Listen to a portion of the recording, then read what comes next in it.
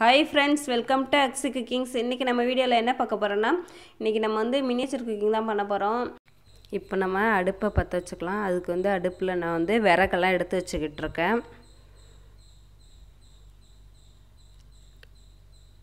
இந்த அடுப்பு ரொம்ப கியூட்டா அழகா இருக்குது பார்க்கவே. இதுல குட்டி குட்டி விறகா இதுக்குனே ரெடி பண்ணி வச்சிருந்தேன். அதெல்லாம் நம்ம இந்த அடுப்புக்குள்ள வச்சுக்கலாம்.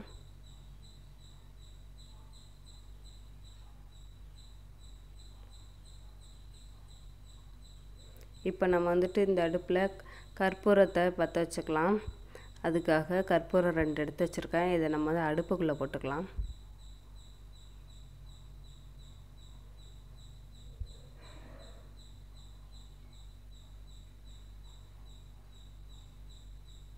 இந்த திங்ஸ் எல்லாமே அழகா இருக்கு பாருங்க. அடுப்பு பக்கத்துல உள்ள திங்ஸ்லாம். இப்போ அடுப்பை பத்த வச்சாச்சு. கற்பூரமும் நல்லா பத்திக்கிடுச்சு. ஆனால் இப்போ நம்ம அடுப்பு ஸ்டார்டிங்கில் நல்லா பற்றிக்கிச்சு. அதுக்கப்புறமேலுக்கு அடுப்பு எரிய விடுறது ரொம்ப கஷ்டப்பட்டேன். இப்போ அடுப்பில் நம்ம பானையை தூக்கி வச்சாச்சு. இன்றைக்கி நம்ம பொங்கல் தான் செய்ய போகிறோம், ஸ்வீட் பொங்கல். அதுக்காக இப்போ பானையில் தண்ணி ஊற்றிக்கலாம். நம்ம அடுப்பு சூப்பராக எரிய ஆரம்பிச்சிட்டு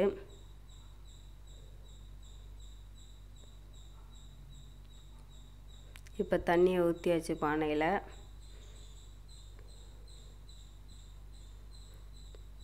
நல்லா தண்ணிக்கு ஹீட் ஆகட்டும். ஆக்சுவலாக இதில் பால் தான் ஊற்றுவாங்க. எனக்கு பால் பிடிக்காது. ஸோ நான் தண்ணி தான் யூஸ் பண்ணிக்கிட்டேன்.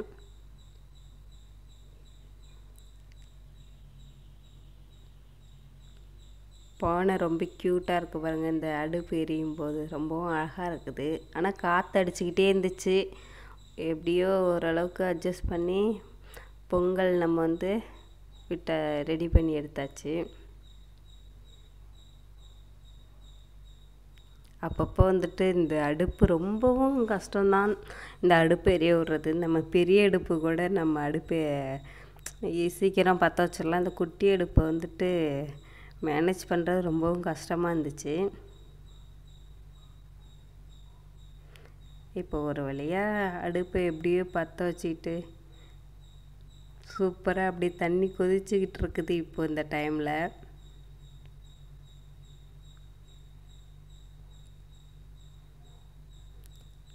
நான் இப்போ வீடியோ எடுத்துக்கிட்டே இந்த குக் பண்ணுறதுனால கொஞ்சம் கஷ்டமாக இருந்துச்சு எனக்கு.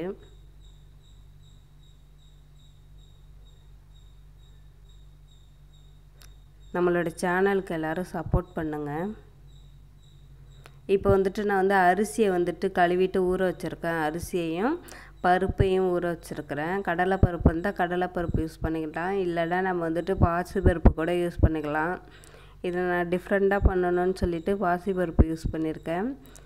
இப்போ நம்ம பானைக்குள்ளே அரிசியை போட்டுக்கலாம். எவ்வளோ அழகாக இருக்குது பாருங்கள். இப்போ அரிசி எல்லாத்தையும் பானைக்குள்ளே போட்டாச்சு.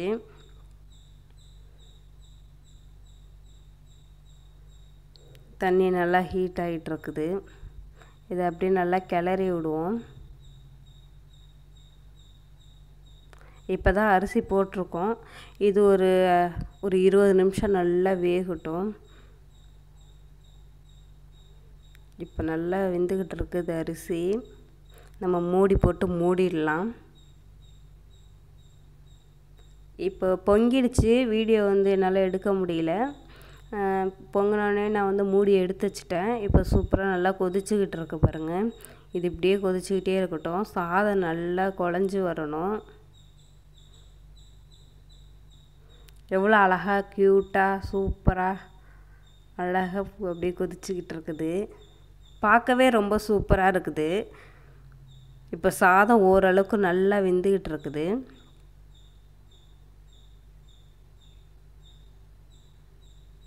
சாதம் வெந்து மேலே மேலே வந்துக்கிட்டு இருந்துச்சு. இதை நான் அப்பப்போ கிளறி விட்டுக்கிட்டே இருந்தேன். இப்போ எப்படி பொங்கி வருதுன்னு பாருங்களாம். அப்படியே சாதம் மேலே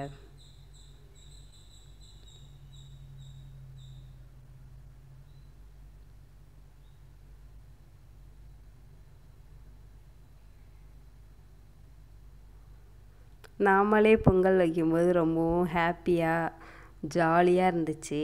இந்த பொங்கல் செய்யும்போது சாதம் சூப்பராக வெந்துடுச்சு.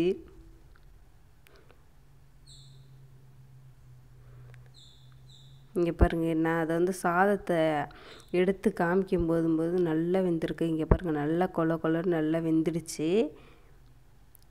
இப்போ நான் வந்துட்டு இது கூட வந்துட்டு 1 டீஸ்பூன் சர்க்கரை சேர்த்துக்கிறேன். ஆனால் நான் ஒரு 2-3 டீஸ்பூன் சேர்த்துக்கிட்டேன். பட் ஆனால் வீடியோவில் காமிக்க முடியல. நல்லா சர்க்கரையை போட்டு நல்லா கிளறி விடுங்க. எல்லா சாதத்தோடையும் அப்படியே மிங்கிள் ஆகிற மாதிரி நல்லா கிளறி விடுங்க. இப்போ கொஞ்சமாக டேஸ்ட்டுக்காக கொஞ்சமாக உப்பு சேர்த்துங்க, சால்ட்டு. இதையும் போட்டு நல்லா கிளறி விடுங்க. இப்போ நமக்கு ஓரளவுக்கு பொங்கல் ரெடி ஆகிட்டே வருது. நமக்கு பார்க்கவே ரொம்ப சூப்பராக இருக்குது பாருங்கள். நல்லா கொதிச்சிக்கிட்டு இருக்குது இப்போ பொங்கல். ஏலக்காவை நான் வந்துட்டு நசுக்கி அதுக்குள்ளே போட்டுக்கிறேன். ஏலக்காயோட ஸ்மெல் ரொம்ப சூப்பராக இருக்கும்.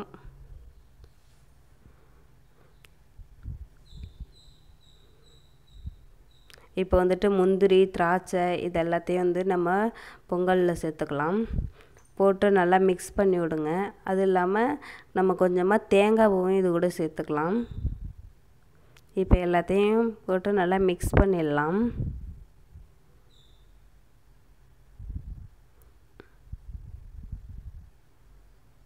அந்த பொங்கலோட கலரே எவ்வளோ சூப்பராக இருக்குது பாருங்கள்.